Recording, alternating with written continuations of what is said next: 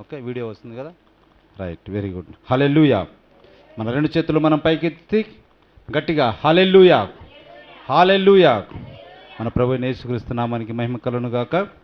ఈ సమయం ముందు మనము దేవుని యొక్క వాక్యమును ధ్యానించచ్చు. ప్రసంగి గ్రంథము 10వ అధ్యాయము 15వ వచనాన్ని మనము చదువుకుందాం. దయచేసి మీ యొక్క పరిశుద్ధ గ్రంథముల నుండి ప్రసంగి గ్రంథము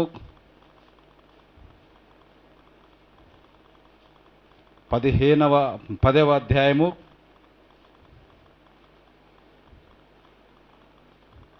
15వ వచనాన్ని మనం చదువుకుందాం.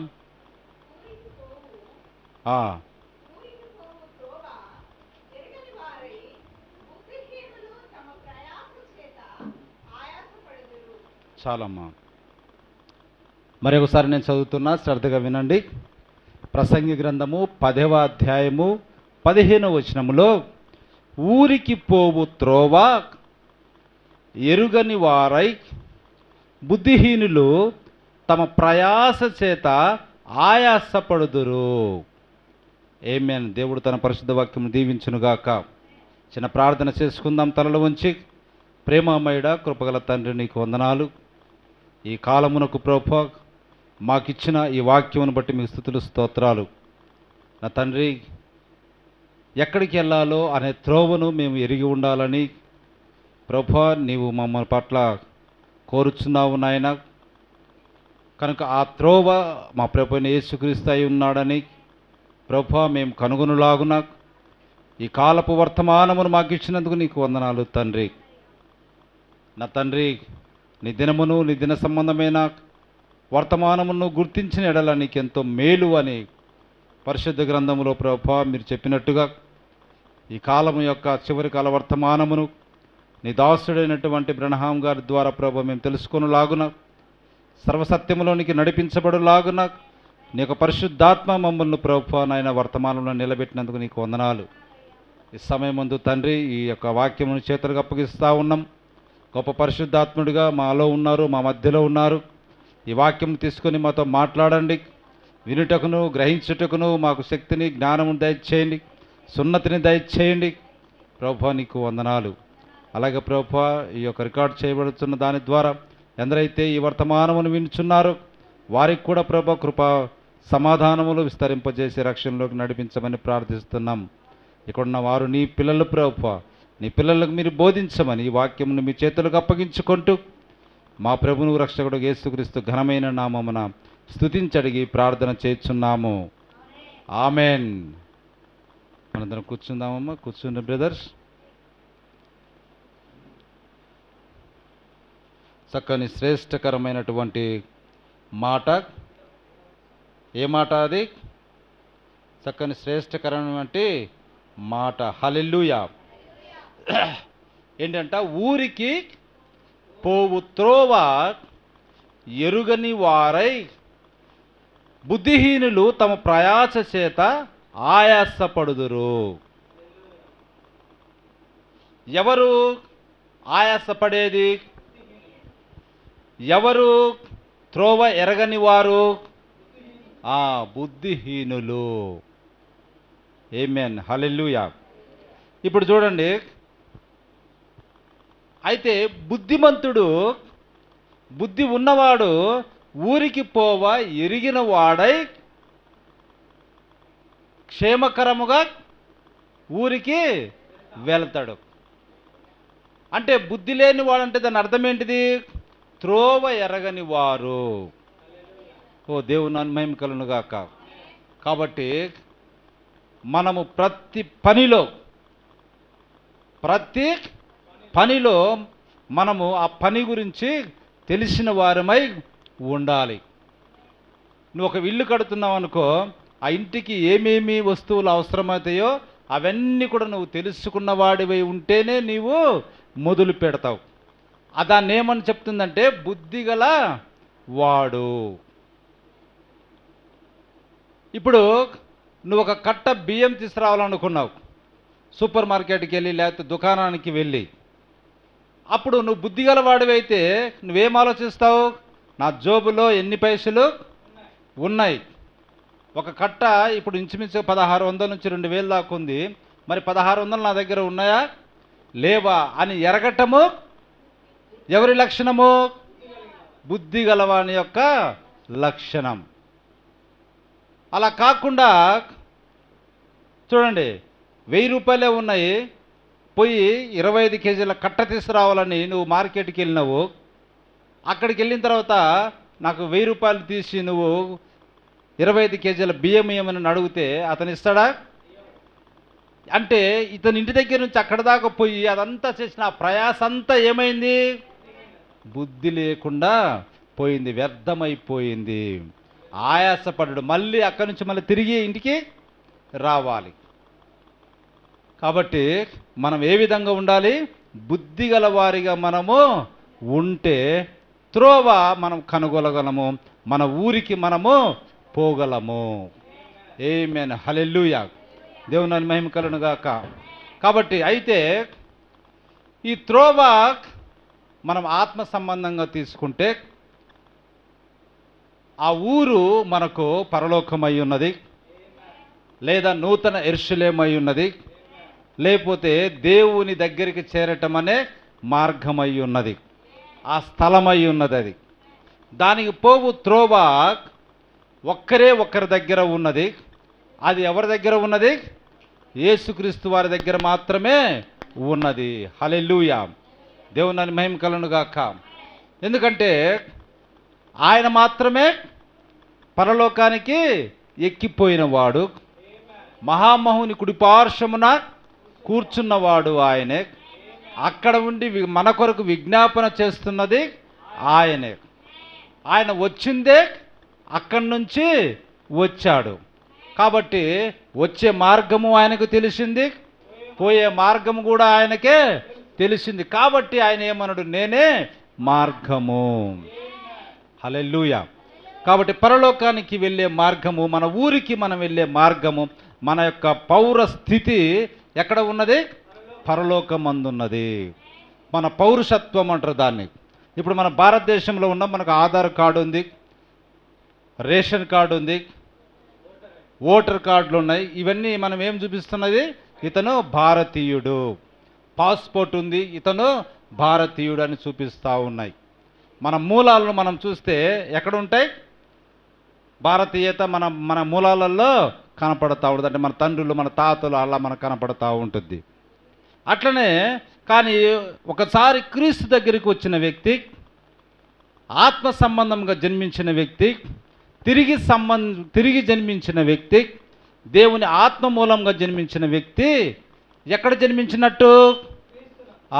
క్రీస్తునందు, దేవుని యందు జన్మించి ఉన్నాడు. ఆయన ఎక్కడి వాడు? పరలోకపు వాడు. ఆయన పౌరసత్వం ఎక్కడ ఉన్నది? పరలోకమందున్నది. కాబట్టి ఆయన పిల్లలముగా మన పౌరసత్వం ఎక్కడ ఉన్నది? పరలోకమందున్నది. మన సొంత ఊరు లేదా మన సొంత స్థలం ఎక్కడున్నది? పరలోకమందున్నది. ఆమేన్, హల్లెలూయా. కాబట్టి ఇక్కడ మనం ఎవరమై ఉన్నామని పరిశుద్ధ గ్రంథం చెప్తుంది? పరదేశులమును యాత్రికులమై ఉన్నాము. ఇంకోటి ఏంటంటే పరదేశులం అంటే ఈ దేశం వారి మనము కాదు, అంటే భారతదేశం అని కాదు, ఈ భూమికి సంబంధించిన వారిని మనము కాదు అని అర్థం. అంతేగాని మన భారతదేశం వాడు కావాలి మళ్ళీ వాడు కైకైన మనం ఇల్లు అనుకున్నాడు రెడీగా. కాబట్టి మనం ఈ భూమికి సంబంధించిన వారము కాదు, మనము యాత్రికులమై ఉన్నాము. యాత్రికుడు అంటే అర్థం ఏంటి? ఒక చోట స్థిరంగా ఉండేవాడు కాదు. యాత్ర ఇక్కడి నుంచి అక్కడికి, అక్కడి నుంచి అక్కడి నుంచి అక్కడికి అలాగా. కాబట్టి కనాను నుంచి ఈజిప్టు నుంచి కనానుకు వారు ఎవరై ఉన్నారు? యాత్రికులై ఉన్నారు. ఎన్నో చోట్ల వారి యొక్క గుడారాలను కట్టుకుంటూ ముందుకు కొనసాగి చివరికి 40 సంవత్సరముల తర్వాత అక్కడికి చేరినట్టుగా వారి యొక్క సొంత స్థలమునకు, వాగ్దానం చేయబడిన స్థలమునకు చేరినట్టుగా మనము కనుగొంటా ఉన్నాం. హల్లెలూయా. కాబట్టి మనము కూడా ఈ దేశమందు ఏ విధంగా ఉన్నాము? ఊరికి పోవు వారిగా ఉన్న యాత్రికులమై ఉన్నాము, పరదేశులమై ఉన్నాము. అయితే మన ఊరేమిటో మనకు తెలుసు. ఆ మార్గం ఏంటో మనకు తెలుసు. కాబట్టి ఆయనను మనము వెంబడిస్తూ మనము బుద్ధి గలవారమై ఉండి ఆయాసపడటం లేదు కానీ ప్రయాసపడుతూ ఉన్నాము. ఆమేన్, హల్లెలూయా. మనకు ఆయాసం లేదు, ఎందుకంటే మనకు ఎక్కడున్నదో మనకు తెలుసు, అక్కడ పోవడానికి మార్గం ఏంటో మనకు తెలుసు. కాబట్టి మనం ప్రయాసపడ, ఎందుకంటే ప్రయాణం అంటేనే ప్రయాసతో కూడుకుని ఉన్నది. హల్లెలూయా. కానీ మనం ఆయాసపడటము లేదండి, ఎందుకంటే మనకు ఒక నిరీక్షణ ఉన్నది. ఆమేన్, హల్లెలూయా. ఎందుకంటే తప్పకుండా ఆ ఊరికి మనము చేరుతామనే మార్గము, త్రోవ మనం ఎరిగిన వారమై ఉన్నాము. ఆమేన్, హల్లెలూయా. అదేం చేస్తుందంటే ఇంకా 2 కిలోమీటర్లు నడవగానే ఊరు వస్తుంది. అప్పుడు మనలో నిరీక్షణ అన్నది పెంచుతూ ఉంటుంది అన్నమాట. హల్లెలూయా. దేవుని మహిమ కలుగును గాక. అలాగనే చూడండి, ప్రయాస అనే మాటను మనం తీసుకుంటే ఈ యొక్క జీవన విధానానికి సంబంధించి మనం ఎంతగానో ప్రయాసపడుతూ ఉంటాం. అంతేకాదు, మనము ఈ లోక సంబంధంగా ఆస్తులు కూడబెట్టాలని, పొలాలు కొనాలని, బిల్డింగులు కట్టుకోవాలని, చూడండి కార్లు కొనుక్కోవాలని, సైకిళ్ళు కొనుక్కోవాలని, లేకపోతే మోటార్ బైకులు కొనుక్కోవాలని, ఇలాగా ప్రతిదానికి ఏం కావాలి? ప్రయాస అన్నది కావాలి. ప్రయాస పడితేనే ఏమవుతున్నది? అవకల దాన్ని మనము పొందుకోగలం. హల్లెలూయా. కాబట్టి ప్రయాస అన్నది లేకుండా ఫలితం అన్నది లేదు. అయితే ఆ ప్రయాస ఎలాంటి ప్రయాస అయి ఉండాలి అన్నదే ఈనాడు మనకు ముఖ్యమై ఉన్నది. పరిశుద్ధ గ్రంథంలో మనకేం చెప్తా ఉందంటే, ఈ భూలోక సంబంధమైన జీవన విధానము కోసము నువ్వు ప్రయాసపడాల్సిన అవసరము లేదు. కానీ అంటే ఎక్కువగా ప్రయాసపడాల్సిన అవసరము నీకు లేదు. కానీ నువ్వు ప్రయాసపడవలసిన అవసరము ఒకటే ఉన్నది. అది దేవుని రాజ్యము కొరకు నీవు ప్రయాస పడాలి.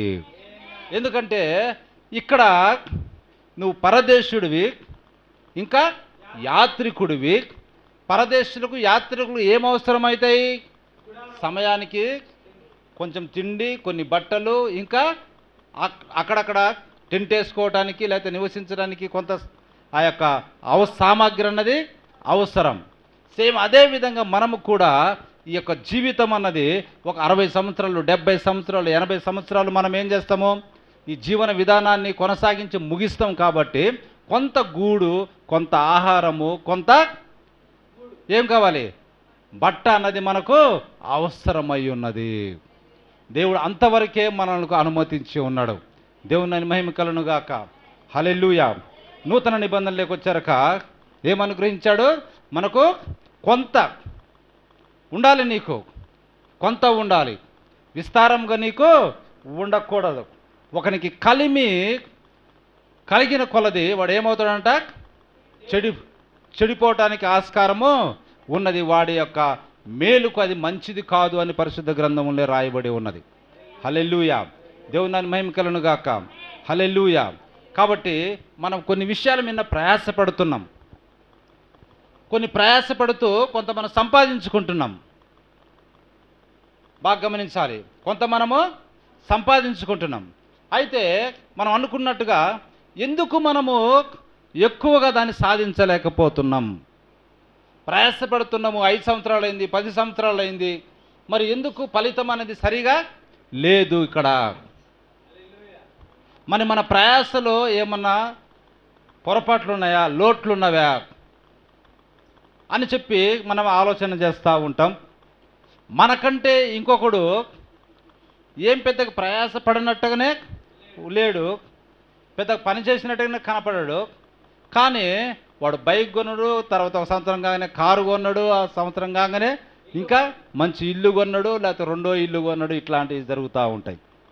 ఏంటిది ఇది అని మనం గమనిస్తే చూడండి, పరిశుద్ధ గ్రంథములో ఏమని చెప్తా ఉందంటే, ప్రభు చెప్తా ఉన్నాడు, నేను ఎవరిని కరుణింతునో వానిని కరుణింతును, ఎవని ఎడల జాలి చూపుదునో వాని ఎడల జాలి చూపుదును. ఆమేన్, హల్లెలూయా. దేవుని మహిమ కలుగును గాక. ప్రభు స్పష్టంగా చెప్తా ఉండు, నేను ఎవని వలన ఎవరిని కరుణింతును వారిని కరుణిస్తా, ఎవరిని ఎడల జాలి చూపాలనుకుంటున్న వాళ్ళ ఎడల నేను జాలి చూపుతా.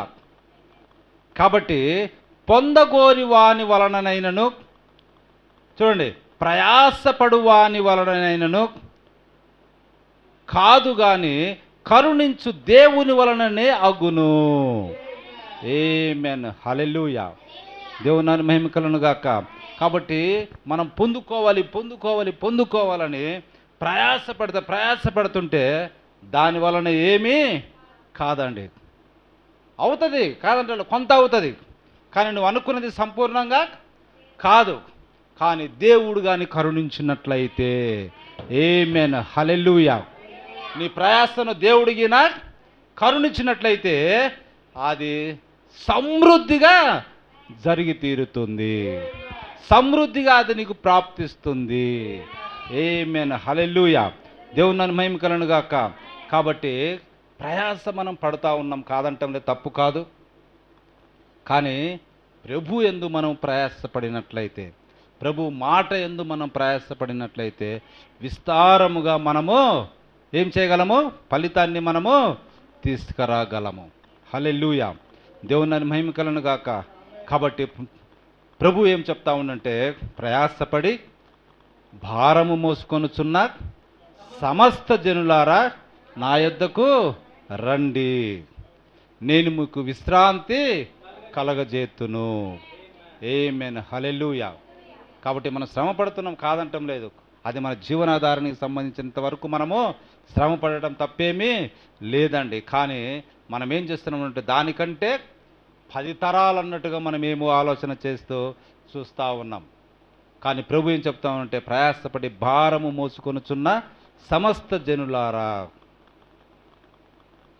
ఇది పాప భారం అని కొంతమంది అంటూ ఉంటాం, ఆత్మ సంబంధంగా ఈలోక భారం అని కూడా మనము చెప్తా ఉన్నాం. ఏదైనా కానీ పాప భారం కానీ లేదా లోక సంబంధమైన భారం ఏదైనా కానీ దీన్ని మనం మోస్తూనే ఉన్నాం. కాబట్టి మనం ఎవరి దగ్గరికి వెళ్ళాలి? ప్రభు దగ్గరికి వెళ్ళినట్లయితే, యేసే దగ్గరికి వెళ్ళినట్లయితే యేసు ప్రభు మనకేమి ఇచ్చేవాడంట? విశ్రాంతి. హల్లెలూయా, హల్లెలూయా. అయ్యా, నిజంగా ప్రభు దగ్గరికి వస్తే నా అప్పులు తీరుతాయంటావా అని మనం క్వశ్చన్ వేస్తాం.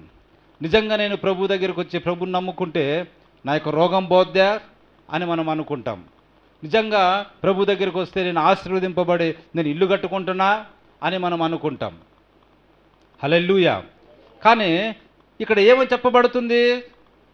ప్రయాసపడి భారం మోసుకొనుచున్న సమస్తం అంటే ప్రపంచంలో ఉన్న ప్రతి ప్రజలు ఆయన వద్దకు వచ్చినట్టయితే తప్పకుండా ఆయన ఏమిస్తాడు? విశ్రాంతి అన్నది నీకు ఇస్తాడు. ఆమేన్, హల్లెలూయా. దేవుని మహిమ కలుగును గాక. చూడండి, కాబట్టి ప్రభువు వాగ్దానం చేసింది, ప్రభువు ఇచ్చిన మాట అది ఎన్నడూ తప్పిపోదండి. ఆమేన్, హల్లెలూయా. దేవుని మహిమ కలుగును గాక. చూడండి, కొన్ని ఉదాహరణలు మనం చూద్దాం పరిశుద్ధ గ్రంథంలో నుండి.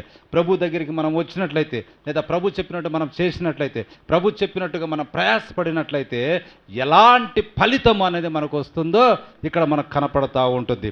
లూకా సువార్త 5వ అధ్యాయము 5వ వచనాన్ని ఒకసారి తీసుకోండి. సిమోను ఏలినవాడా, రాత్రి అంతయు మేము ప్రయాసపడితిమి గాని ఆపమ్మా. నెక్స్ట్ చదవండి. మాకేమీ దొరకలేదు. లూకా సువార్త 5వ అధ్యాయము 5వ వచనం.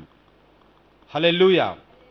ఇప్పుడు చూడండి, మనుషులుగా మనము పగలు రాత్రి అనేది కాదనక 8 గంటల నుంచి 12 గంటలు, 12 నుంచి ఇంకా ఓవర్ టైం మనం చేస్తూ ఉన్నాం. అంతా కూడా మనం ఏం చేస్తూ ఉన్నాము? ప్రయాసపడతా ఉన్నాం. ఇక్కడ చూడండి, రాత్రంతయు మేము ప్రయాసపడితిమి కానీ మాకేమీ దొరకలేదు. ప్రయాసపడటం వల్ల ఏమొస్తుంది? ఆయాసం వస్తుంది. అయినా ఏమైనా దొరికిందా? దొరకలే. మనం కూడా అంతే. మరి కొన్ని జీవితంలో కొన్ని కుటుంబాలలో మనము 24 గంటలు కష్టపడతా ఉన్నాం, సంవత్సరాల తరబడి కష్టపడతా ఉన్నాం. ఇంకా మనం ఏం చేస్తూ ఉన్నాము? రెంట్ల నుంచి బయటపడలేక పోతూనే ఉన్నాం. జనరల్గా ఆలోచిస్తే అది కరెక్టే. కానీ చూడండి, ప్రభు చెప్పినట్టుగా ఉంటే మనకేమవుతుందంట? విశ్రాంతి. విశ్రాంతి ఎప్పుడు వస్తుంది?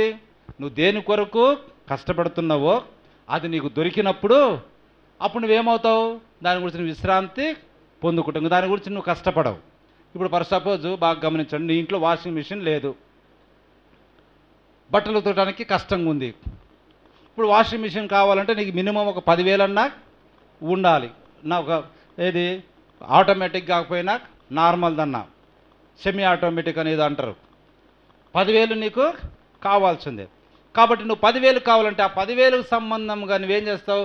ప్రయాసపడి ఆయాసపడుకుంటూ నువ్వు పని చేస్తావు. అయితే ఎప్పుడైతే నీకు ఆ 10,000 దొరికి నువ్వు ఆ యొక్క వాషింగ్ మిషన్ కొన్నావో ఆ తర్వాత నువ్వేం చేస్తావు? విశ్రాంతి పొందుకుంటావు. హల్లెలూయా, దేవుని నామమునకు మహిమ కలుగును గాక. చూడండి, అప్పుడు నువ్వేం చేస్తావు? ఇంకా దాని కొరకు అమ్మయ్య ఈరోజు డ్యూటీ పోయినా పర్లేదులే, ఎందుకంటే దానికి సంబంధించిన అమౌంట్ అనేది నువ్వు తీసి పక్కన పెట్టావు, ప్రయాసపడ్డావు. అట్లనే మనం కూడా పాపభారంతో కానీ ఈ లోక సంబంధమైన సమస్యలతోటి కానీ లేకపోతే మనకున్న ఇరుకు ఇబ్బందులతోటి మన భారం మోసుకుంటుంటే ప్రభు దగ్గరికి వచ్చినట్టయితే వాటన్నిటి నుంచి మనకు విశ్రాంతి కలగజేసేవాడు. ఆమేన్, హల్లెలూయా. కాబట్టి సీమోను పేతురు ఏమని చెప్తా ఉన్నంటే, రాత్రంతయు ప్రయాసపడితిమి కానీ మాకేమీ దొరకలేదు. ఆమేన్, హల్లెలూయా. ఇప్పుడు ఒకసారి అది తీయండి. తీశారా? 5వ అధ్యాయం 5 మొదటి నుంచి చదవండి అమ్మది.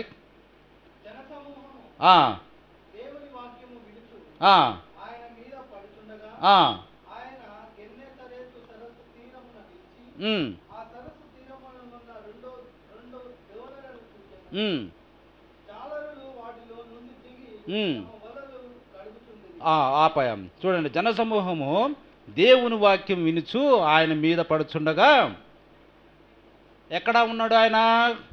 గెన్నెసరేతు సముద్ర ఆ సరస్సు తీరమున నిలిచి దేవుని వాక్యాన్ని ప్రకటిస్తూ ఉంటే యేసుక్రీస్తు మన జనసమూహం అంతా వచ్చి ఆయన మీద పడుతున్నట్టుగా ఇరుకిరుకుగా చేస్తూ ఉన్నారు. ఆ గెన్నెసరేతు సరస్సు అంటే అది గలిలయ సముద్రము. దానికి ఇంకొక పేరేంటిది? గలిలయ సముద్రానికి చూడండి, గెన్నెసరేతు అనే పేరు సరస్సు. చూడండి, అది నది కాదు, అదేంటిది?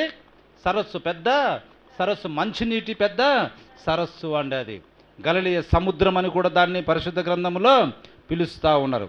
కాబట్టి ఆ సరస్సు తీరమునున్న 2 దోణెలను చూసెను. జాలరులు వాటిలో నుండి దిగి తమ వలనను కడుగుచుండిరి.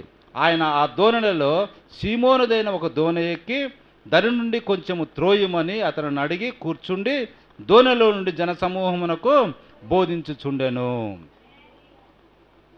గలిలయ సముద్రం పక్కన ఆ యొక్క ఒడ్డున దేవుడు వాక్యం చెప్తా ఉంటే చాలామంది పబ్లిక్ కూడి ఆయనను ఇరుకున్నట్టుగా మీద పడుతున్న సమూహం ఉన్నప్పుడు ఆయన 2 దోణెలలో ఒక దోణె అనేది సీమోను దోణె ఎక్కి ఆయా కొంచెం లోపలికి నీళ్ళల్లోకి త్రోయండి. కాబట్టి అప్పుడేమవుతుంది? ఆయన మీద పడకుండా ఉండటానికి ఆస్కారము ఉంటుంది. కాబట్టి కొంచెం లోపలికి నీళ్ళల్లోకి ఆ యొక్క దోణెను త్రోసినప్పుడు అప్పుడు ఆయన మనుషులకి ఏమైనా కొంచెం దూరం అన్నది ఉన్నది. అప్పుడు ఆయన అక్కడ నుంచి బోధిస్తూ ఉన్నాడు. హల్లెలూయా. ఆ బోధించిన తరువాత చూడండి, ఆయన బోధించుట చాలించిన తర్వాత, నీవు దోణెను లోతునకు నడిపించి చేపలు పట్టుటకు మీ వలలు వేయుడని సీమోనుతో చెప్పగా. ఆమేన్, హల్లెలూయా. బోధించాడు, అయిపోయింది. తర్వాత సీమోనును చూసి ఏమని చెప్తా ఉండు? నీవు దోణెను లోతునకు నడిపించి చేపలు పట్టుటకు మీ వలలు వేయుడి. వీళ్ళు పొద్దున్నే వచ్చి ఏం చేస్తూ ఉన్నారు? అక్కడ చూడు, జాలరులు వాటి నుండి దిగి తమ వలలను కడుగుచుండురి. అంటే ఆ రాత్రంతా వారు ఏమయ్యారు? గలిలయ సముద్రంలోనికి వెళ్ళి గలిలయ సముద్రానికి వెళ్ళి చూడండి, రాత్రంతా కూడా అంతలక్క తిరుక్కుంటూ చేపలు పట్టాలని వారు ప్రయాసము పడ్డారు. కాబట్టి లోపట బురద అవి ఇవి అన్నీ కూడా ఏమవుతుంది, వలలకు పట్టి ఉంటాయి. రాత్రంతా కూడా ఒకే చోట పట్టరు కదా, ఇక్కడ చేస్తారు, కొంచెం చూస్తారు, ఏం బలేదనుకో మళ్ళీ కొంచెం ముందుకు నడిపిస్తారు, అటు పోతారు ఇటు పోతారు, అట్లా అంతలక తిరుక్కుంటూ వలలేసి తీర తెల్లారుతున్నప్పుడు ఏమయ్యారు, ఒడ్డుకు వచ్చి ఉన్నారు. అదే సమయంలో ప్రభు కూడా వచ్చి వాళ్ళకు బోధిస్తూ ఆ యొక్క వలలు గడుక్కుంటున్నారు 2 దోణుల్లో ఒక దోణిని చూసి లోపలికి నడిపించి చేశాడు. ఆ తర్వాత సీమోనుదైన దోణిలో ఆయన ఎక్కి ఉన్నాడు, పేతురు దోణిని ఆయన ఎక్కి ఉన్నాడు. కాబట్టి ఇప్పుడు పేతురుతో అంటుండే, అయ్యా కొంచెం లోపలికి నీది, ఇంకా లోపలికి దోణిని నడిపించు. ఆమేన్, హల్లెలూయా. అప్పుడు నువ్వేం చెయ్యి, వల వెయ్యి. దేవుని నామమునకు మహిమ కలుగును గాక. చూడండి, ఇక్కడ మనకు పెద్దలు చెప్తా ఉంటారు, లోతు అంటే మనము ఏంటిదంటే ఆత్మీయంగా లోతైన భావనలోనికి వెళ్ళాలి. అలాగనే నీకు చేపలు ఎక్కువ పడాలంటే జనరల్గా జాలర్లు అనేవారు చేపలు పడాలి ఎక్కడికి వెళ్తారు, సముద్రంలో లోపలికి వెళ్తారు, ఎందుకంటే అక్కడ ఎక్కువ చేపలు ఉంటాయి. కాబట్టి ప్రభువు కూడా దరెమ్మటి వేస్తే నీకు పెద్దగా చేపలు ఎక్కువేమీ దొరకవు, కాబట్టి లోతునకు నడిపించు. కాబట్టి మన ఆత్మీయ జీవితం కూడా లోతునకు నడిపించినట్లయితే, అంటే వాక్యములో మనం బలంగా లోతైన విషయాలలోకి మన హృదయం వెళ్ళినట్లయితే ఏమవుతుందంట, ఫలితం అన్నది ఎక్కువగా వస్తుంది. ఆమేన్, హల్లెలూయా. కాబట్టి నువ్వు లోతునకు నడిపించు, వల వెయ్యి అని చెప్పాడు. అందుకు నా ఏలినవాడా, రాత్రంతా మేము ప్రయాస పడితిమి, మేమంతా చేశామయ్యా, కానీ మాకు ఏమీ దొరకలేదు. హల్లెలూయా. ఆయనను నీ మాట చొప్పున వలలు వేతునని ఆయనతో చెప్పాను. ఇది మనకు కావాల్సింది. దేవుని మహిమ కలుగును గాక. మొదట నీ రాజ్యమును చూడండి, మొదట ఏమని చెప్పాడు ప్రభు, ఆయన రాజ్యమును ఆయన నీతిని వెదకుడి, ఆ తర్వాత మీకేమొస్తాయి, మీకు కావలసినవి ఆయన ఇచ్చును. ఆమేన్, హల్లెలూయా. అది ఒకసారి తీయండి, మత్తయి సువార్త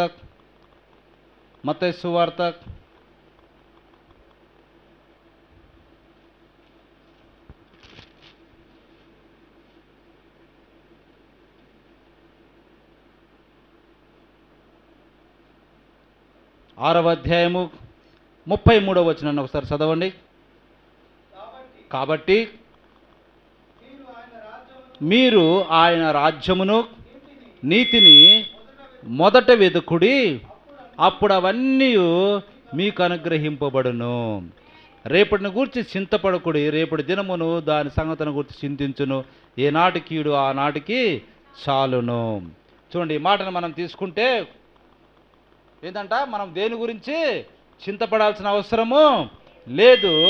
మొదట మనం ఏం చేయాలి, మీరు ఆయన రాజ్యమును నీతిని మొదట మనము వెతుకుతే ఆ పైన చెప్పబడిన ఆశీర్వాదములన్నీ కూడా మనకు దొరుకుతవి. ఆమేన్, హల్లెలూయా.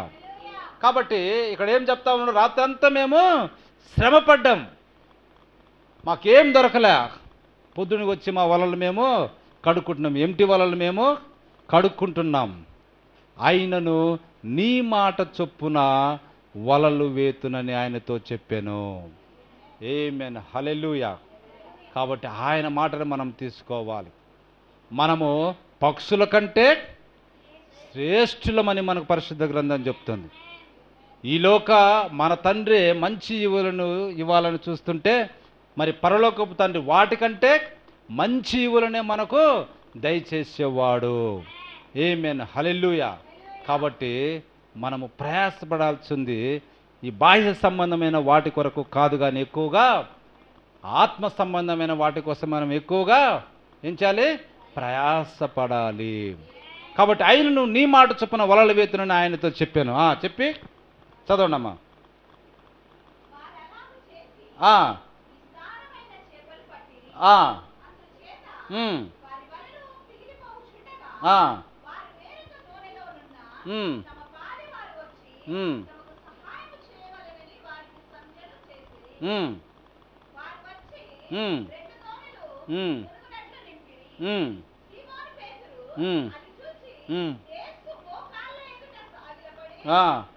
చాలు. ఆమేన్, హల్లెలూయా. చూడండి, ప్రభు మాట చొప్పున వలలు వేస్తే ఆ వలలలో ఎన్ని పడ్డాయంట? 2 దోణెలు మునిగి పోయేటంత అన్ని గొప్ప చేపలు, అన్ని చేపలు అంత బరువుగా అది నిండిపోయినాయి. 2 దోణెలు. వారి వలలు కూడా ఏం కాలేదంట? పిగిలి పోలేన. చూడండి, అట్లా ఉన్నాయి వారి వలలు. పిగిలిపోవచ్చుండగా అంత మోయిన అంత పడ్డాయి. 2 దోణిలు నిన్నంత విస్తారముగా ఆశీర్వాదం వచ్చినట్టుగా మనం చూస్తూ ఉన్నాం. హల్లెలూయా. అది కాబట్టి ఆయన మాట చొప్పున మనం చేసుకుంటూ వెళితే ఆశీర్వాదాలు అనేవి ఎలా వస్తాయి? వాటంతట అవే వస్తాయండి. ఆయన తప్పకుండా అనుగ్రహించేవాడు. దేవుని మహిమ కలుగును గాక. హల్లెలూయా, హల్లెలూయా. మరి ఒక సంగతి మనం చెప్పుకొని ఇంకొంచెం మనం ముందుకెళ్దాం. యోహాను సువార్త ఇంకొక సందర్భం కూడా మనకున్నది. యోహాను సువార్త 21వ అధ్యాయము. ఆయన మాట చొప్పున మనము చేసినట్లయితే ఎంతటి ఆశీర్వాదం మనం పొందుకుంటామో. మన శ్రమపడుచు మనం పోతే మనం ఏది కూడా ఎక్కువగా సాధించుకోలేమండి. యోహాను సువార్త 21వ అధ్యాయం 3 నుంచి.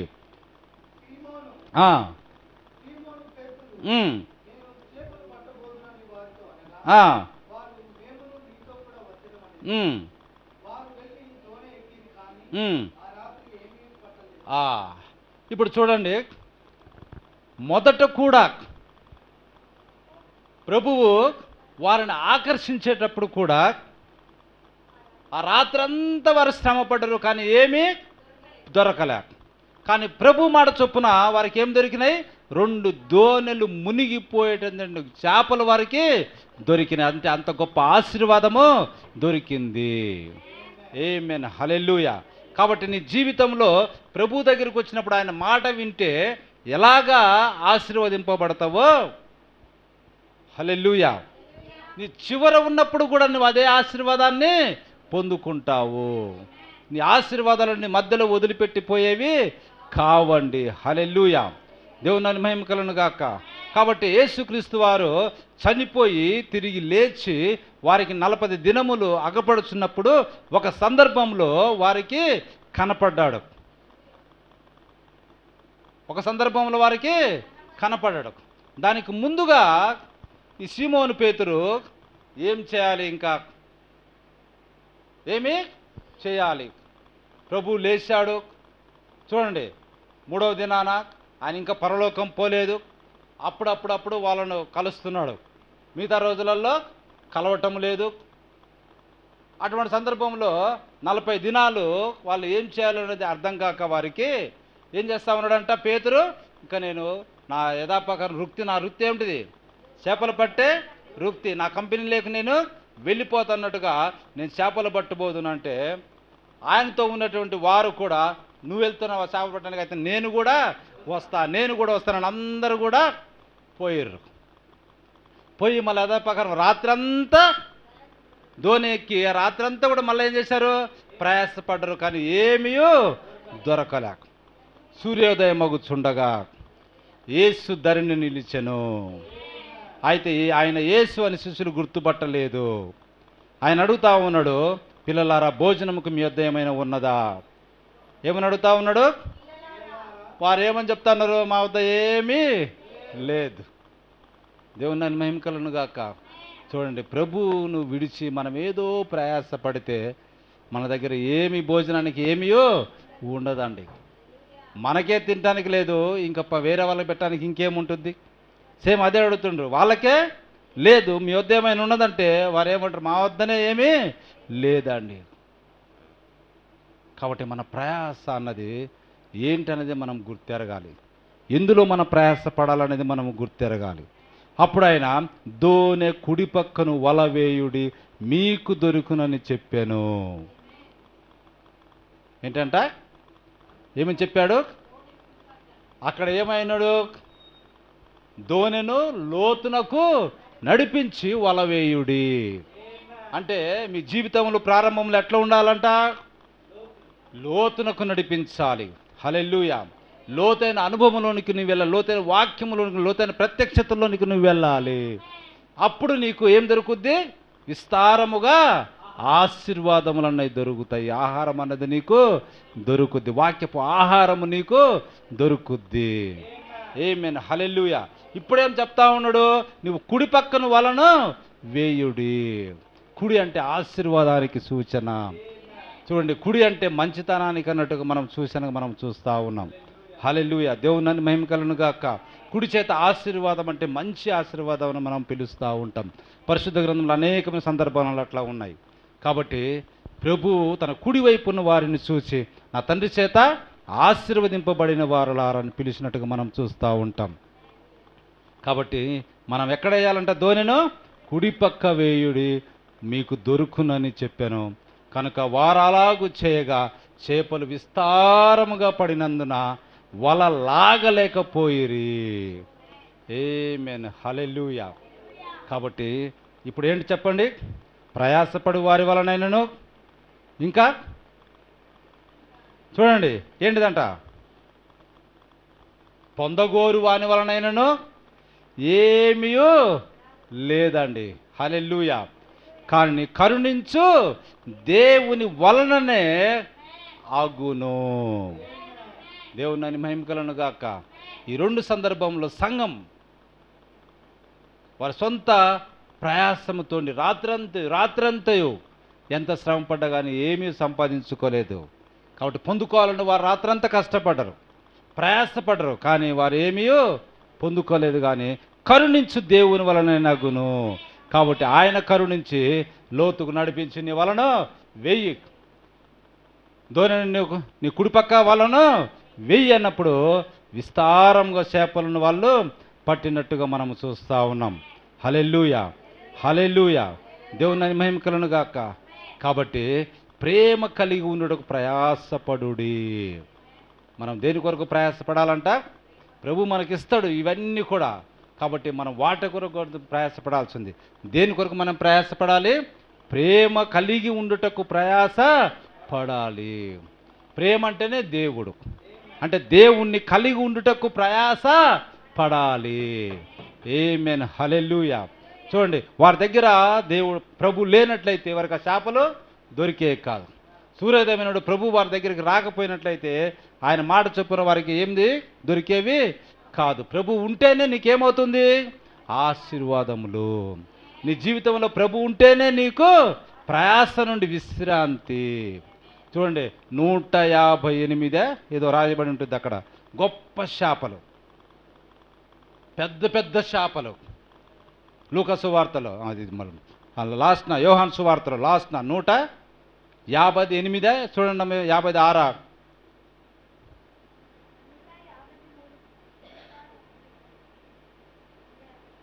153 గొప్ప చేపలతో అది నిండి ఉన్నదంట. హల్లెలూయా. దేవుని మహిమ కలుగును గాక. కాబట్టి ప్రభు ఉంటేనే మనకు ఆశీర్వాదం. అప్పుడు మన ప్రయాసకు ఫలితం అనేది విస్తారముగా దొరుకుతుంది. కాబట్టి ప్రేమ కలిగి ఉండటకు ప్రయాస పడుడి. దేవుని మహిమ కలుగును గాక. కాబట్టి నా ప్రియులారా, సోదరులారా, సోదరిమణులారా, మీ ప్రయాసము ప్రభువునందు వ్యర్థము కాదని ఎరగండి. మీ ప్రయాసము ఎటువంటిదంట? ప్రభువునందు వ్యర్థము కాదండి. ఇప్పుడు మీరు ప్రభు కొరకు ప్రయాసపడుతున్నారు. మీరు దేని కొరకు ప్రయాసపడాలి? అక్షయమైన ఆహారం కొరకు మాత్రమే మీరు ప్రయాసపడాలి. క్షయమైన ఆహారం కొరకు మీరు ప్రయాసపడటము కాదు, కానీ అక్షయమైన ఆహారం కొరకు మీరు ప్రయాస పడాలి. అది ప్రభు మీకు ఇచ్చును. కాబట్టి మీ ప్రయాసము ఏదైనా కానీ ప్రభు కొరకు మీరు చేస్తుంటే అది వ్యర్థము కానే కాదండి. హల్లెలూయా. అది మనం ఎరిగి మన జీవితంలో విశ్వాసంలో ఎట్లుండాలంట? స్థిరులుగా ఉండాలి, కదలని వారుగా ఉండాలి, ప్రభువు కార్యాభివృద్ధి నందు ఎప్పటికీ ఆసక్తులై ఉండాలి.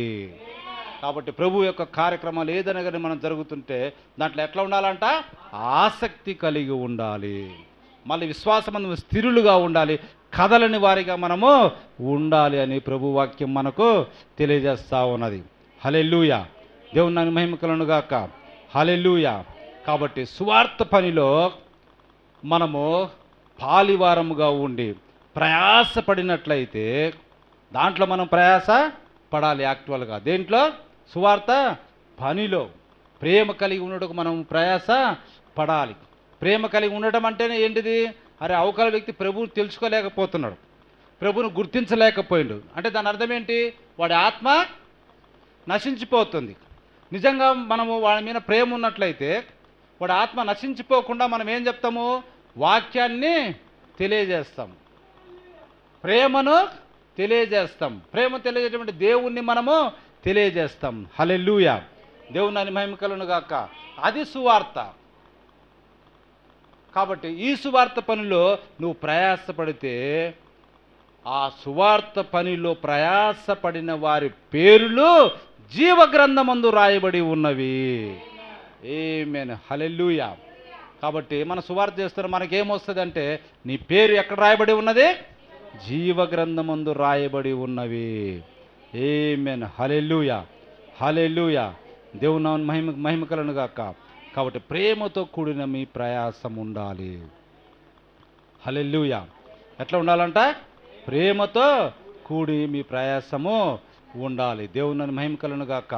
కాబట్టి చూడండి, ఇంకా దేని కొరకంటే, ప్రియ సంగమా, నీతిని, భక్తిని, విశ్వాసమును, ప్రేమను, ఓర్పును, సాత్వికమును సంపాదించుకొనుటకు ప్రయాసపడుము. వాక్యం ఏమని చెప్తా ఉన్నది?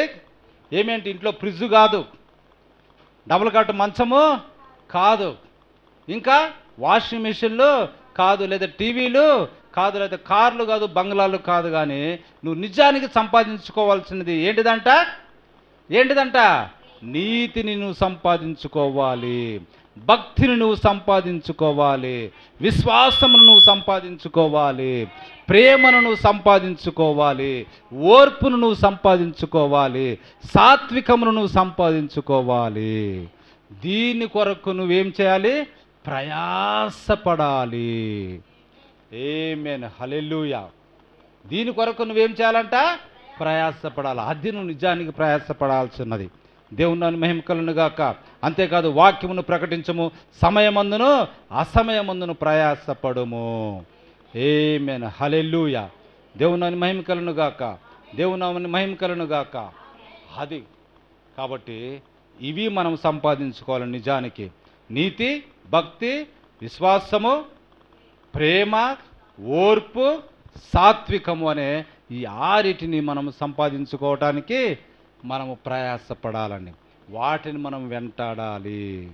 ఆమేన్, హల్లెలూయా. కాబట్టి ఇవి సంపాదించుకు మనం ప్రయాసపడాలి. కానీ ఇవి కాకుండా ఈ లోక సంబంధమైన కొరకు మనం ఎక్కువగా ప్రయాసపడాల్సిన అవసరము లేదండి. ఎందుకంటే అవి స్థిరమైనవి కావు, అవి అస్థిరమైనవి, నశించిపోయేవి. కానీ వీటిని నువ్వు సంపాదించుకుంటే పరలోకమందు ఇవి ఏం కావు? స్థిరముగా ఉంటవి, క్షయమైపోయేటువంటివి కాదు. కాబట్టి ప్రవక్త ఒక చిన్న ఎగ్జాంపుల్ చెప్తా ఉన్నాడు. ఒక చిన్న పిల్లవాడికి చూడండి, ఒక చిన్న పిల్లవాడికి అంటే ఒక 6 నెలలు 7 నెలలు ఉన్న పిల్లవాడికి నువ్వు ఒక చొక్క ఇచ్చేసి ఏమిస్తున్నావు? ఒక చొక్క ఇచ్చేసి, అరే నువ్వు చేతులు పెట్టేసి చొక్క దొడుక్కొని గుండులు పెట్టేసుకోరా అంటే వాడు పెట్టేసుకుంటాడా? వాడు పెట్టేసుకుంటాడా? పెట్టేయడానికి అతను ప్రయత్నం చేసినా కానీ అది సరినే పోదు. హల్లెలూయా. అయితే అప్పుడు ఎవరు అవసరమైనది? తన తండ్రి అవసరమైనది, లేదా తన తల్లి అవసరమై ఉన్నది. హల్లెలూయా. అదే విధంగా మనము కూడా ఉన్నాం. ఈ లోకంలో మనం ఏం చేస్తున్నామంటే ప్రయాసపడుతున్నాం, పొందగోరలని ఉరుకుతున్నాము. కానీ దీనివలన మనకేమీ పొందలేమండి. ప్రయాస వల్ల మనం ఏమీ పొందుకోలేమని కరుణించు దేవుని వలననే. ఆయన దేవుడు కరుణించినట్లయితే రాత్రికి రాత్రి నీ జీవితం అన్నది మారిపోతుంది. హల్లెలూయా. దేవుని మహిమ కలుగును గాక. చూడండి, మనం దానియేలుని తీసుకుంటే ఆ రాత్రి ఎక్కడ పోయి ఉన్నాడు? చూడండి, సింహాల బోన్లోకి వెళ్ళిండు. ఉదయానికి ఏమైపోయినది? అక్కడి నుంచి తీయబడి ఎత్తైన స్థలములో కూర్చోబెట్టబడి ఉండు. హల్లెలూయా. అందరి మీదనో రాజుగా లేదా అధికారిగా నియమించబడి ఉన్నాడు. అంటే ఏమైపోయింది? పొందగోరు వాడి వల్ల ఏం లేదు, కరుణించు దేవుని వలననే అయింది. హల్లెలూయా. కాబట్టి ఇప్పుడు చూడండి, చిన్నపిల్లవాడికి చొక్క ఇచ్చి నువ్వు తొడుక్కోరంటే వాడు తొడుక్కోలేడు, 6-7 నెలల పిల్లవాడు. కానీ తల్లి సహాయమో తండ్రి సహాయమో ఉండేనే అతను తొడుక్కోగలడు. అట్లనే ప్రభువు కూడా పట్ల మనం కూడా పిల్లలము. మనం ఏదో చేయాలనుకుంటున్నాం, మనం దాన్ని పొందుకోలేము. కాబట్టి ప్రవక్త అంటా ఉండు, చిన్న బిడ్డను చేతిని చొక్కా చేతుల రంధ్రంలో దూర్చలేడు. చిన్నపిల్లవాడు ఏం చేయలేడంట? చూడండి, చొక్కా చేతుల రంధ్రములలో తన చేతులను దూర్చలేడు. ఆ బిడ్డ పైకి క్రిందికి మరి అన్ని విధములుగా ప్రయత్నించుచుండును, అయితే అతడు చేయలేడు. ఎందుకంటే ఆ బిడ్డ పసిబిడ్డ అయింది కాబట్టి. ఆమేన్. హల్లెలూయా. నీ పైన చొక్కా నీవే వేసుకొనుము, మంచివాడా పిల్లవాడా అని చెప్పేసి వాడికి మనం ఇస్తే అతడు తన చిన్న చేతులను పైకి క్రిందికి ఎత్తును, మీ యొక్క నిబ్బరమైన చేయి దానిని చేయుటకు కావలేను. చూడండి, అతను దాన్ని చేయలేడు, కానీ మీ యొక్క చేయి దాన్ని చేయుటకు కావలేను. ఆమేన్. హల్లెలూయా. అట్లనే యేసు ప్రభువా దానిలోనికి రావలెను. చూడండి, నీ ప్రయాసంలోనికి ప్రభు ఆశీర్వాదము రావలనండి. హల్లెలూయా. ఆయన మనకు సహాయము చేయవలేను. చూడండి, ఆ చొక్కా మనం వేసుకోవాలంటే నీతి అనే వస్త్రం అంట. అది ఏంటిదంట? ఆ చొక్కాను మనము వేసుకోలేము, కానీ ఆ నీతి అనే వస్త్రాన్ని ప్రభువే మనకు తొడగవలయును. ఆమేన్. హల్లెలూయా. నేను ప్రయత్నించుట కాదు, కానీ ఆయనే దాన్ని నాకు కనికరముతోటి తొడిగించును. ఆమేన్. హల్లెలూయా. కాబట్టి ఆ నీతి అనే వస్త్రాన్ని మనము తొడుక్కోవాలి. అందుకనే మొదట ఆయన రాజ్యమును ఆయన నీతిని మనము వెతికినట్లయితే నీకు తర్వాత అన్నీ కూడా సిద్ధపరచబడి నీ జీవితానికి కావాల్సిన అన్ని ఆశీర్వాదములు నీకు దొరుకుతాయని ప్రభువు ఈ దినాన మనకు తెలియజేస్తూ ఉన్నాడు. కాబట్టి ప్రియ సంగమా, మనం ప్రయాసపడటం కూడా దానికి కూడా ఒక హద్దు ఉండాలి, ఒక మితం అన్నది ఉండాలి. మనం ఆరోగ్యములు క్షీణించిపోయేంతగా మనము ప్రయాసపడాల్సిన అవసరము లేదని ఈ సందర్భంగా మీకు తెలియజేస్తూ ఉన్నా. ఎందుకంటే ప్రభువు మనకున్నాడు, ఆయన వాగ్దానం మనకు ఉన్నది. మనకి ఏం కావాలో ప్రభువుకు తప్పకుండా తెలుసు. ఏదో ఒక దినాన తప్పకుండా దాన్ని దయచేస్తాడు. ఆ వంతు ప్రయత్నం మనం చేస్తూ ఉన్నాం నమ్మకముగా. ఆయన యందు మనం విశ్వాసం ఉంచుదాం. ఆయన చెప్పినట్టు మనం చేస్తే మన దోణి ఏమవుతుందంటే, లేదా మన ఇల్లు ఏమవుతుంది? నిండిపోతుంది దేవుని ఆశీర్వాదములతోటి. ఆమేన్. హల్లెలూయా. కాబట్టి సీమోను వాళ్ళంతా వేటి కోసము వారు కావాలని కోరుకున్నారు? చేపలు కావాలని వారు కోరుకున్నారు. తద్వారా చేపలు నమ్మితే వారి ఇంటికి ఏమొస్తుంది? ధనం వస్తుంది. తద్వారా ఏమొస్తుంది? సరుకులు వస్తాయి, అన్ని సౌకర్యాలు సమకూడుతాయి. కాబట్టి మనం ఏమైతే కనుక్కుంటున్నాం మన ఇంటికి, కానీ ప్రభు చెప్పినట్టుగా మనం చేస్తే మన దోణి అనే మన ఇల్లు నిండిపోతుంది ఆశీర్వాదములతోటని మీకు ఈ దినాన తెలియజేస్తూ ఉన్నాం. దేవుడు తన పరిశుద్ధ వాక్యమును దీవించునుగాక. దేవుడు తన వాక్యమును దీవించునుగాక. తలలో వచ్చినట్టే మనను ప్రార్థించుకుందాం. తలలో వచ్చినట్టే మనం ప్రార్థించుకుందాం.